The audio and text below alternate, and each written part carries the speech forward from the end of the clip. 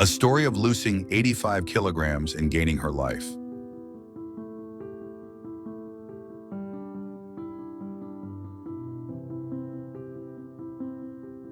So from childhood up, food was different.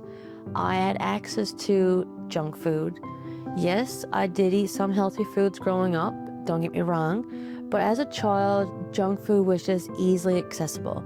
Going to the store with your friends, going to your nan's house where she always had cookies and ice creams available for me. My nan spoiled me as a grandmother would. So those things were easily accessible to me. Going to high school was the same way. You used to be able to order your lunch menu, order a pizza, order nuggets and fries, have a bag of chips, like every other kid done in high school. You want to fit in. And then I went to college. I was responsible for buying my own groceries. And that was an eye-opener. I bought the cheapest, the probably most unhealthiest food I could possibly get, until my mom and dad came in and seen what I was buying and restocked my groceries before they went home. They bought some healthy foods, but I still went out with my friends at night. I still ate the junk food. I still came home from class, opened a bag of chips instead of getting some fruit. Then as I went to adulthood, it did not change. I struggled. I used to go to work 12-hour shift as a nurse. I come home, tired, exhausted from working all day, go to a takeout. It's easy. Not cheap, but it's easy. I used to eat takeout every now and then. Then I got involved with a gentleman that was also overweight, and his lifestyle didn't help my lifestyle. So I didn't change until I met my current husband, and I had our daughter. When I realized that, man, my life habits are awful. Something has to change. So, because of Weight Watchers, I learned how to eat healthy. I learned what was appropriate to eat, what serving sizes were right. I learned how to shop at a grocery store. How you do the aisles first, where the fruit, where the vegetables, where the milk, eggs, and cheese are. Then you go to the aisles inside, which contains a lot of junk food. But you learn what to eat properly, how to portion your food, how to do your portion size properly to fit your body size, how water is important to you, how you need to drink so much water to keep your body going. And yes, I'm a nurse. Yes, I was overweight. I wasn't the greatest person to teach anybody about food, but I learned.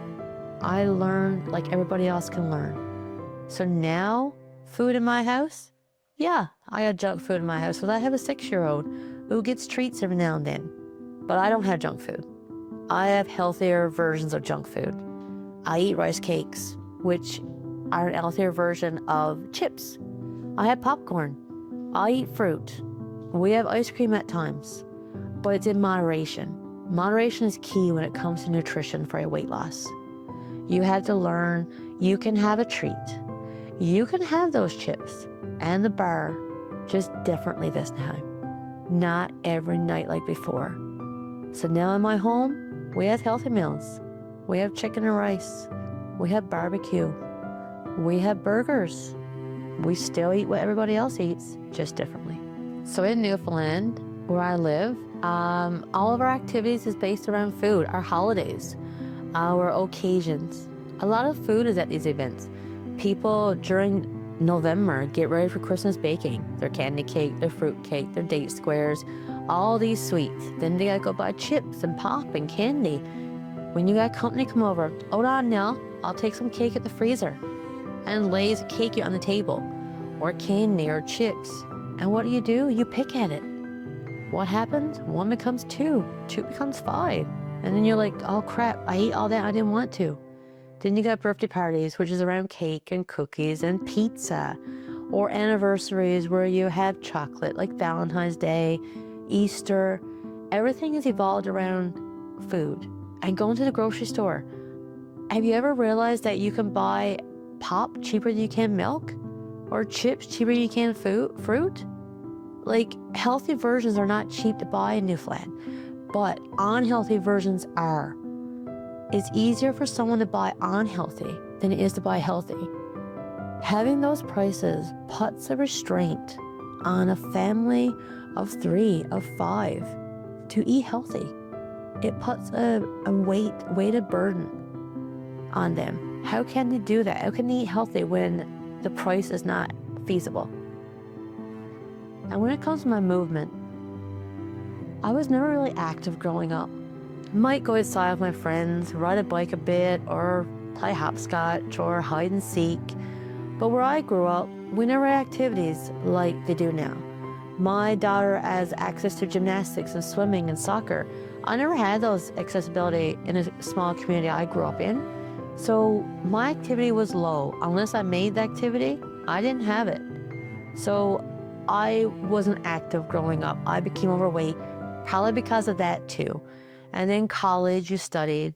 Then I started working. It wasn't until 3 years ago, I became active. I started off with a treadmill my husband bought me. Started walking short distances, 30 minutes a day. Maybe I aimed for 30 minutes or 2 kilometers, whatever came first. And that's my second treadmill downstairs. I wore the first one out. So that just shows you how much activity I do. Now I ride bike, I run, I hike, I swim, I go to Aquafit a few times a week if time allows. I get my daughter involved with me. My daughter sees me doing aerobics in the living room. She wants to join in. We're teaching her how to ride a bike so she can go for bike rides with us as a family. We take her to the park to play soccer. We run around the backyard playing soccer. That's right, we run. Me and her now. Before it wasn't me and her, it was me and her dad. I was watching, her dad was running with her. But it's me now. I'm the one that does things with my daughter. And it's her choice. She wants me now because I know I can do it. Now her dad still does take part, but she usually comes to me now. So when I first started to exercise, I felt embarrassed to walk in public because I was big. I felt like I exercised in my house, no one could see me. So I wasn't embarrassed. But then when you go into the community and you start walking around, everybody sees you as an overweight person out walking. Why is she out walking? I had this gentleman in Paradise that see me walking, and he told me, why don't I just go home and sit on the couch? That's where I belong. I didn't feel too good about that because I'm the one exercising. You're the one sat on your front bridge. Who really needs to change their ways? Not me. If I can teach anybody, is don't be embarrassed to be active. When it came to nutrition, obviously it was the junk food. It was not having my chips at night when I watch a movie, or not having a bar, or having to plan my life where I went to a movie on a Saturday night, which is my treat night. So then I could have the buttered popcorn, or planning activities in my life on my treat day so that I could still partake in those activities and not feel guilty about eating it. And I don't feel guilty if I have a bag of chips. I eat in moderation, but it's just different from my lifestyle. Mentally, this whole journey has been mentally trying. This whole journey gives me moments of, what am I doing? And then it gives me moments of, you got this. Especially when, I don't know, when you step on the scale. And this is what I struggle with mentally. I know I done good all week. I know I ate healthy. I know I was active. I know I drank my water. But then you step on that scale and poof, scale is up. Why? But it's all mental. That scale doesn't know if you ran 10 kilometers. That scale doesn't know if you ate healthy all week. That scale is just a number. It's below me. I'm above that scale. And the scale is just a number. It doesn't define me as a person. So that is the only mental thing I really struggle with lately, is the scale.